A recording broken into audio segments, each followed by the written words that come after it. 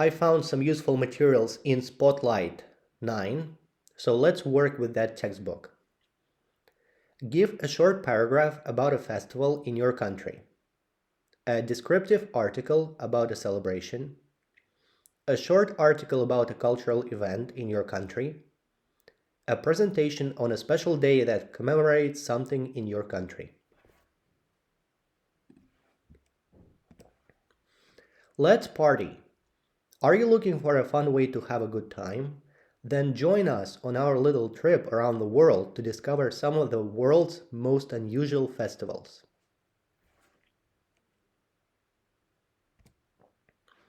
Maslenitsa, farewell to winter. If you want to watch parades, see fireworks and open-air theater performances, and eat until you burst, then the Maslenitsa Carnival, or Bliny Week, in the heart of Moscow is the festival for you. This fun festival takes place around the end of February and celebrates the end of winter and the beginning of spring. For this reason, all the festival goers eat bliny, pancakes, which symbolize the sun, round, golden, and warm. At the end of Carnival Week, there is a big bonfire to say a final goodbye to winter.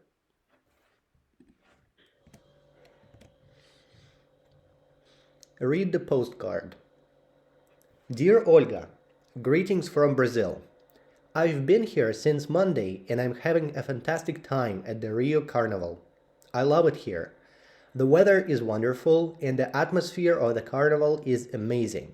I've been dancing every night in the streets to the samba music. I've taken lots of photos of the amazing costumes to show you when I get back. Right now, I'm lying on the beach relaxing.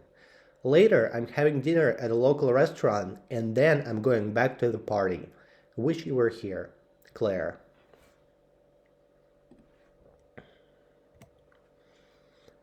Always, usually, often, sometimes, rarely, seldom, never. Go to a rock festival, give a speech, sleep outdoors, go to a fancy dress party, stay up all night, play a musical instrument in public, take part in a parade, dance in the street. Live in space. How would you like to live 360 kilometers above the Earth, flying at almost 30,000 kilometers an hour through dark, airless space? Well, that's exactly how the astronauts working on the giant International Space Station. Cool, you might say. Well, maybe. Let's take a look at what it's really like to live in space. Living in zero gravity means doing lots of things differently.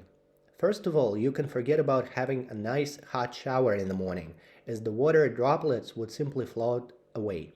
Astronauts have to use a vacuum hose to wash with. Also, when muscles don't have to work against gravity as they do here on Earth, they go soft. So the residents of the ISS actually spend 2 hours a day working out on exercise bikes and rowing machines. There is no escape from household chores on the ISS.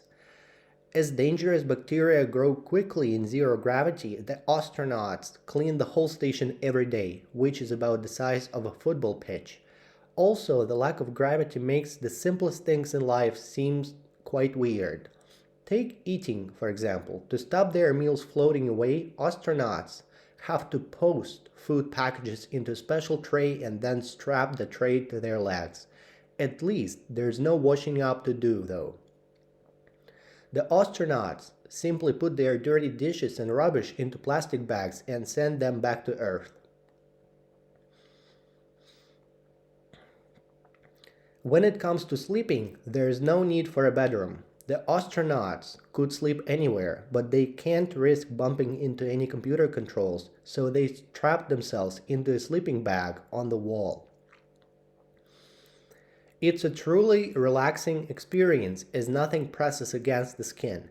It's important to cover your eyes, however, to block out the light of the sun, as the sun rises and sets every 45 minutes when you are orbiting the Earth.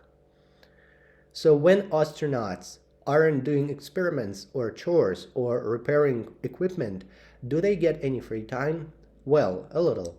They often send emails back home, read books, or watch movies, but most of all, they like to stare out of the window and take pictures of their real home, Earth.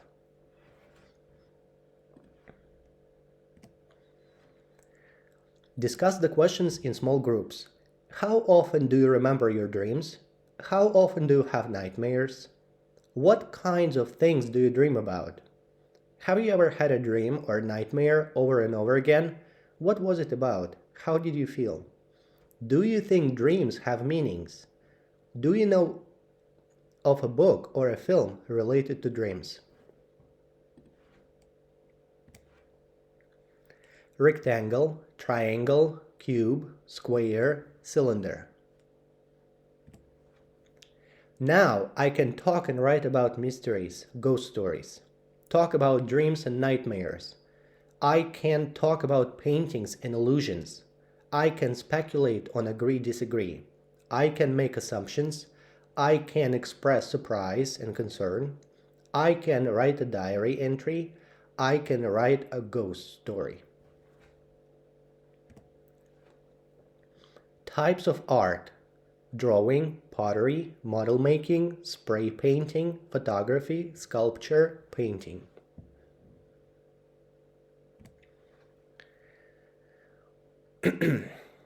The Leaning Tower of Pisa. The Leaning Tower of Pisa in Italy was constructed as the bell tower for the city's cathedral.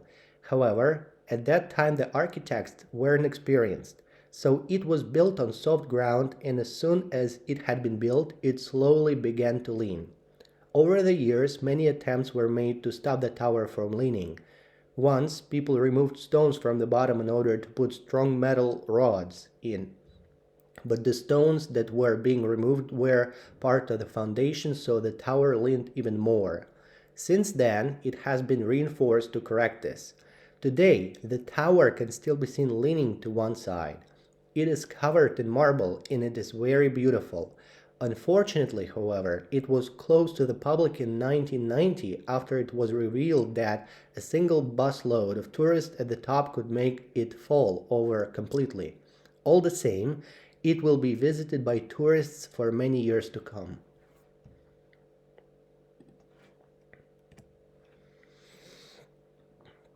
Look at the public services in the pictures.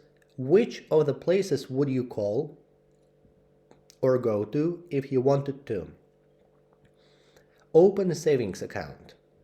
Buy a stamp. Report a fire. Visit a friend who is ill.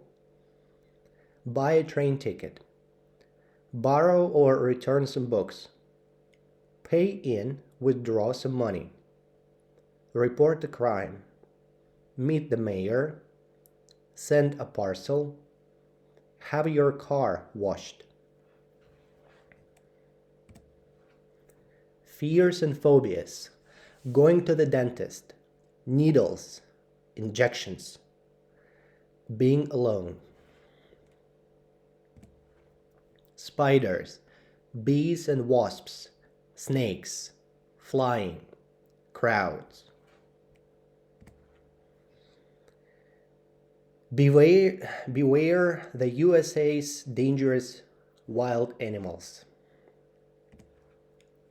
Over 1 million alligators live in slow-moving rivers, lakes, marshes, and swamps in the southern states of Florida, Louisiana, Texas, and Georgia. They are usually 3 to 5 meters long and eat almost anything, swallowing it whole. They often hide motionless, usually waiting to snatch their prey and drag it under the water. Never try to feed alligators or walk too close to the edge of the water. You don't want to become an alligator's next meal. Rattlesnakes live mostly in the southwestern states such as California and Arizona and are the most common type of poisonous snake in the country. There are 16 different species, but they all have one thing in common: a rattle on their tail that is used to warn other creatures and people to stay away. A rattlesnake bite is very painful and the venom can be fatal. So when you're walking in an area where there could be snakes, watch where you step. If you know there are rattlesnakes around, wear strong leather boots. Grizzly bears live alongside streams, lakes, and rivers in Alaska, in northwestern states such as Idaho, Montana, Washington, and Wyoming. Although sightings are not very common, these huge animals are the most dangerous of all bears and can easily kill or seriously injure humans. They can be unpredictable and ferocious, especially when they are hungry, injured, or with their cubs. So if a bear approaches you, don't run, and if you're attacked, lie face down and play dead. Raccoons might look cute and cuddly, but they can actually carry many diseases, including rabies, a deadly virus. They are often found in attics or garages, or searching for food in rubbish bins, which they can open with their paws. If you see a raccoon, don't touch it. If you are ever scratched by one, wash the scratch well and see a doctor immediately.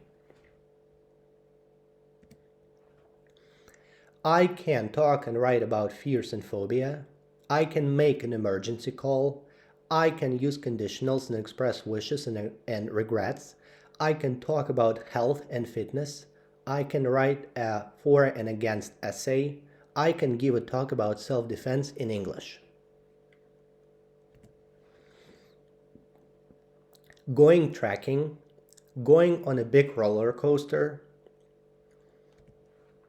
walking a tightrope, doing extreme sports, skydiving, kite surfing, whitewater rafting.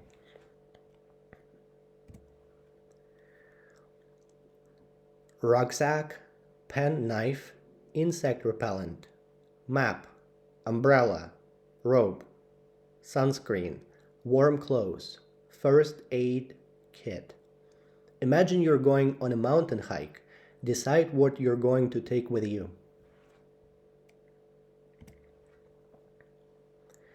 Look at Emily's schedule for Saturday, then complete the sentences using the verbs in brackets. 10 o'clock, wake up. 11 o'clock, have her hair cut. 14:30, have lunch. 15:30, watch TV. 18, serve the net. 20:30, meet her friends. 22:30, be back home. Everyone enjoys a good celebration. There is one special day in Russia that students especially like celebrating. Tatiana's Day. Every year on 25th January, students, teachers, and professors celebrate Tatiana's Day. This holiday celebrates Saint Tatiana, the patron saint of students. Schools and universities all over Russia celebrate it with various events. In many schools, former students come to talk to the school children about their university studies. The best students receive awards, and in some cities, such as Nizhny Novgorod, citizens choose the best Tatiana from all the students of the city. Some communities have begun using the date to put on plays and performances for families and neighbors in their area.